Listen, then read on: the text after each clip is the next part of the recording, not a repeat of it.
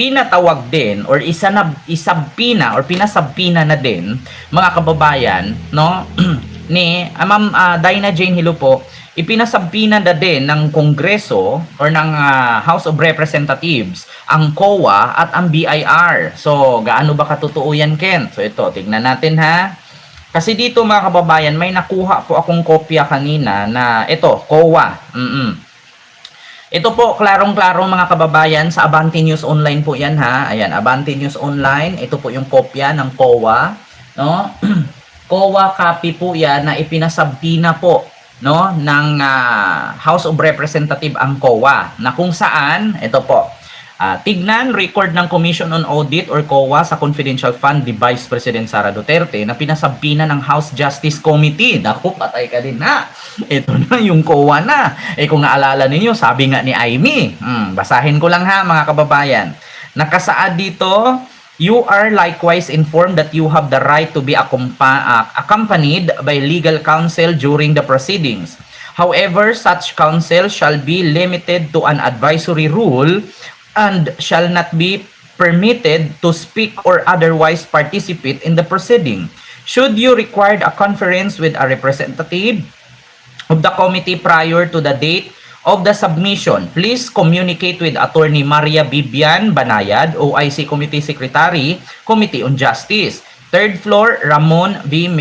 Mitra Building, House of Representative, Quezon City. So, dyan po nakalagay mga kababayan. Nakalagay dito Attorney Jervy Luistro and kay Honorable Faustino Bugidi.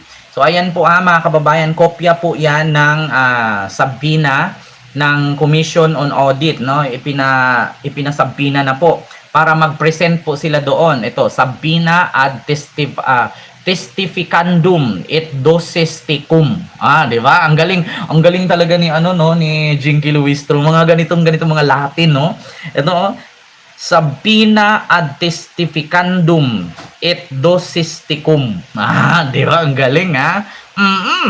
So, dito nga nakalagay mga kababayan, no, si Mr. Gamayli Cordoba. Attorney Gloria Camora. Ito yung mga mga kababayan, no? Laka, patay ka. Nakita nyo, sabpina ad testificandum et doceticum. So ibig sabihin, sabi dito, sinabpina kita para mag-testify. Pag may kasama ka, tikom bibig. Ikaw lang magsalita, hindi sila kasali.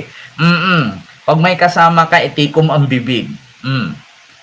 Sabpina ad testificandum et doceticum. Kung may kasama ka daw sa gilid, tikom bibig.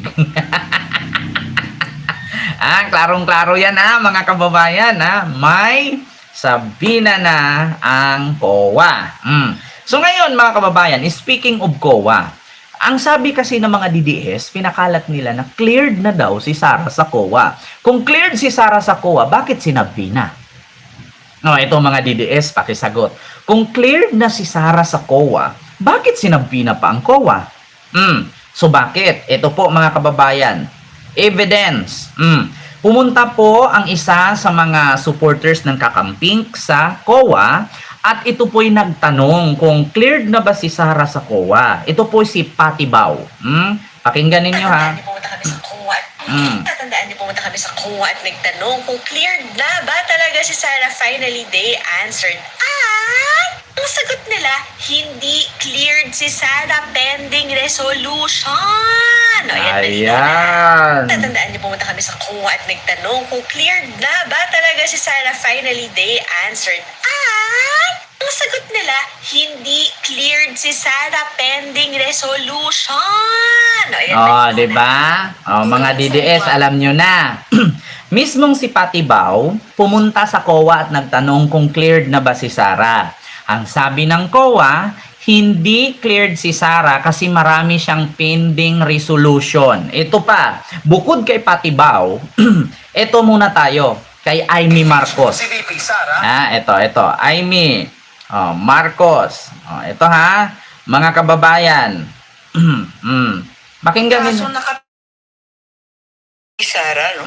Ang dahil-dahil niyang kaso at hindi natin masasabi na kumbaga walang accountability. Marami pa rin pananagutan kasi ang dami pa rin kaso.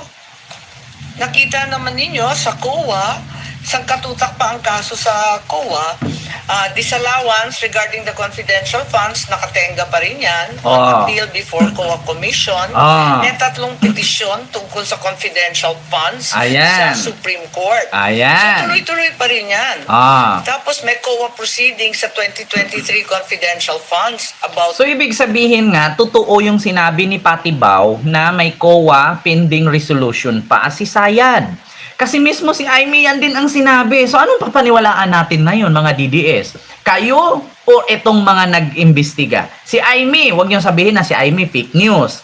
Kasi ako, nabiktima din ako kay Aimee na ang sabi ni Aimee, dati daw si Sara, tawag dito, nasa panghuli daw siya sa warrant of arrest sa ICC. Tapos ngayon daw, nauna na daw si Sara, sabi ni Aimee. Ngayon, finact-check ako ng fact-check PH. Ang sabi, fake news daw ako. Sabi ko, paano ako naging fake news? Si Aimee lang naman ang nireaksyonan ko. So, hindi ako fake news. Ang fake news doon si Aimee. Kasi nag-base sila kasi mga kababayan yung Fact First PH sa aking title na Sara Duterte una sa listahan sa warrant of arrest sa ICC, sabi ni Aimee Marcos. Ayon kay Aimee. So ngayon mga kababayan, ako ang sinabihang fake news samantalang si Aimee naman ang nagsasalita. Nagre-react lang naman tayo. So ngayon mga DDS, kayo nang bahalang mamili kung maniwala kayo kay Aimee, maniwala kayo kay Patty Bao o ang sarili niyo ang papaniwalaan ninyo. Kasi para sa akin, kung ayaw nyo maniwala kay Aimee na nakapending ang kaso ni Sara dyan sa COA at kay Patty Bao, isa din sa aking sasabihin. Kung cleared na si Sara sa COA, bakit inimbitahan pa at sinampina pa ang COA? Kung cleared naman pala si Sara, di ba kapag cleared ka na, hindi ka na ipapatawag? Di ba?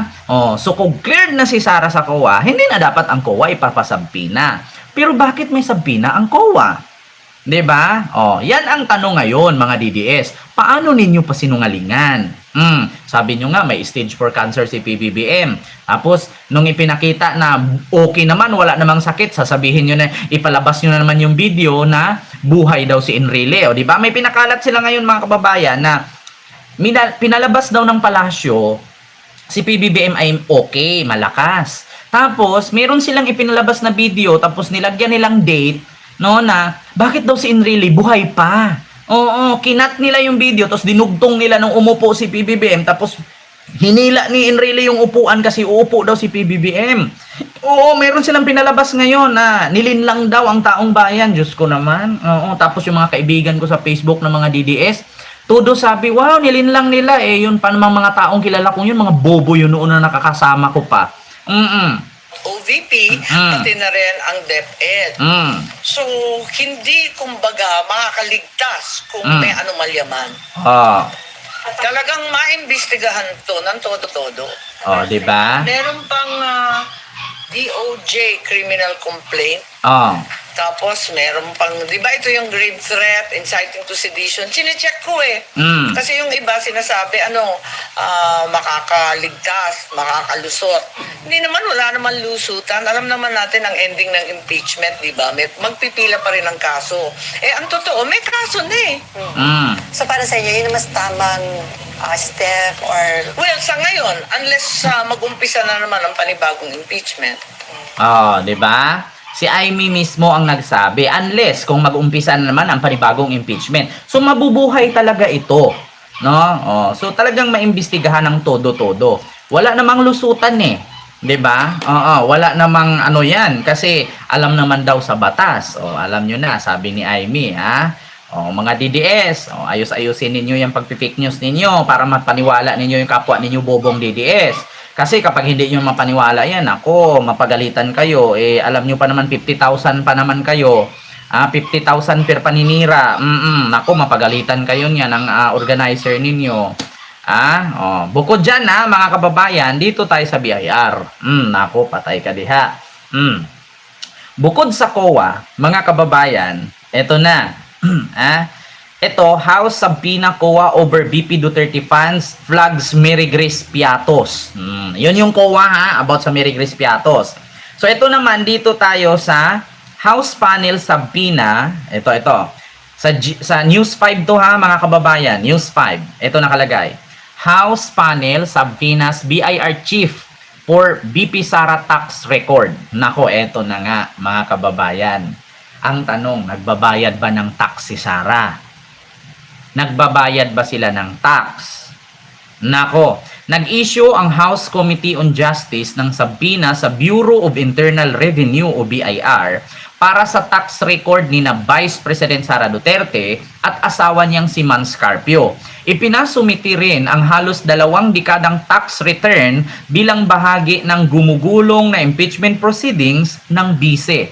Naku po, inatasan din ng committee si BIR Commissioner Attorney Charlito Martin Mendoza na dumalo sa impeachment hearing sa April 14. Naku, si Attorney, Charlito Martin Mendoza.